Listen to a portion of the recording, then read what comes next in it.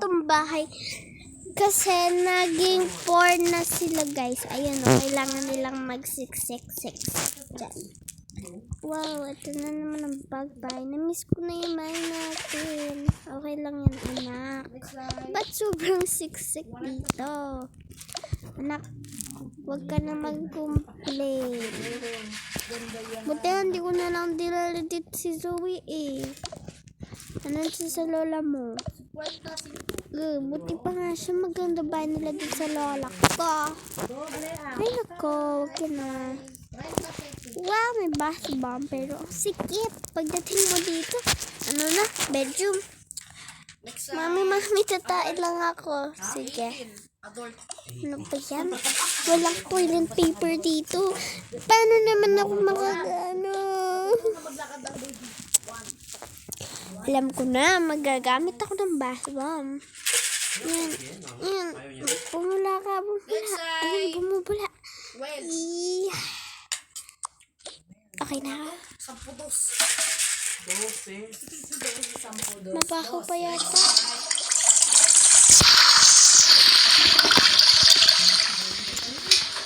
Wala pang kaya malaman ang rep ko kasi mag-dress na tayo. Okay po na.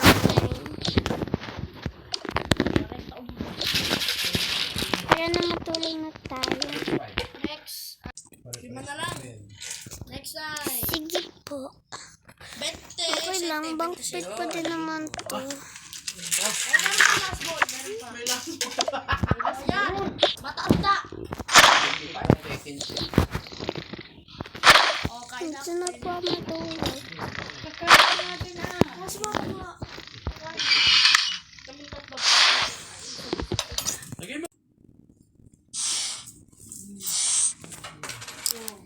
Hehehe. Taya. Ito yung abandoned na na hotel dati. Grabe, wala nang kalaman. Pero sabi nila meron pa daw dito laman eh. Check natin. Baka sa taas. Uy, nagbukas ng sarili yung elevator. Haunted nga dito. Ayun o, meron nakatira dito yata.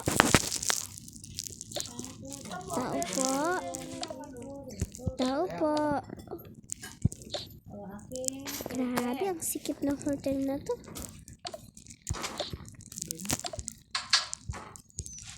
Ang ganda naman ng kusina, pero yung mga tao. Hello po. Wow! Sino ka?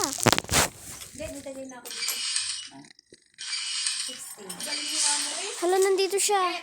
Sino? At ba't ka nandito sa hotel namin? Alam niyo po ba kung bakit, ba't sira ba yung curtains? Ba't nagpupuka sila ng sarili nila? Haunted po itong hotel na to. Ang tagal na po namin ito din-extinguished. Ha? Ba't dun sa mga reviews, 5 daw to and walang katakot-takot? Hindi ko po alam, pero umalas na po tayo. Sige na. Ayoko, wala kami matetirhan. Meron pong shelter, libre lang po. Gusto ko dito mas hindi mas malaki at quiet dito, hindi dito sa shelter.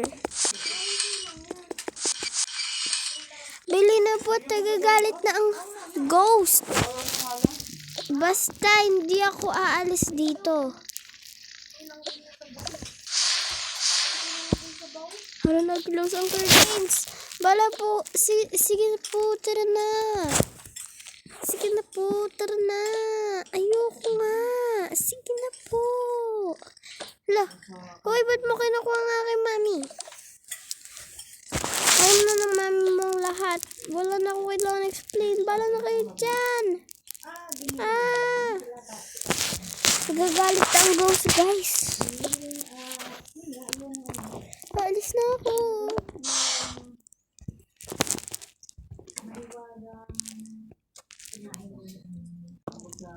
Ano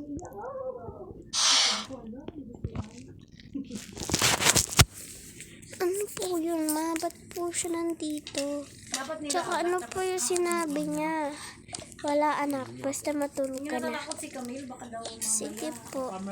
Sige, bingo, pandamak ang labahin ko. Siguro hindi naman yung totoo. Baka sira lang yung curtains dito.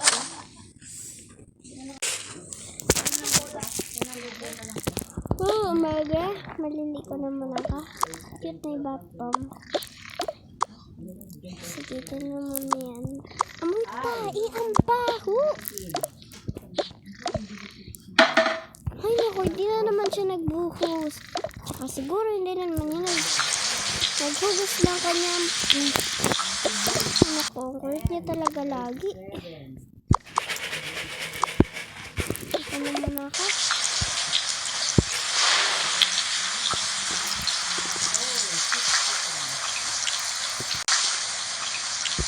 Ay, nakatulog na pala ako.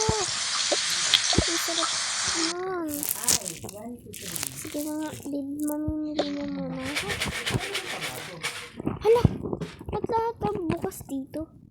Siguro, nagising lang yung boylet tayo. Lang yun. Bukas niya to. Pero, hindi niya naman kaya mag-abot ng mataas. Baka naabot ng ate niya. Ang mga batang to. Kulit-kulit. Bakit naman di tayo kasi?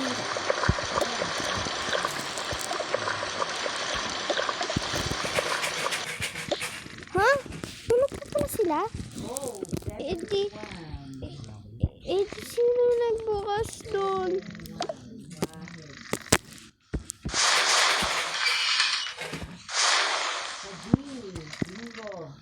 Part 2 na lang.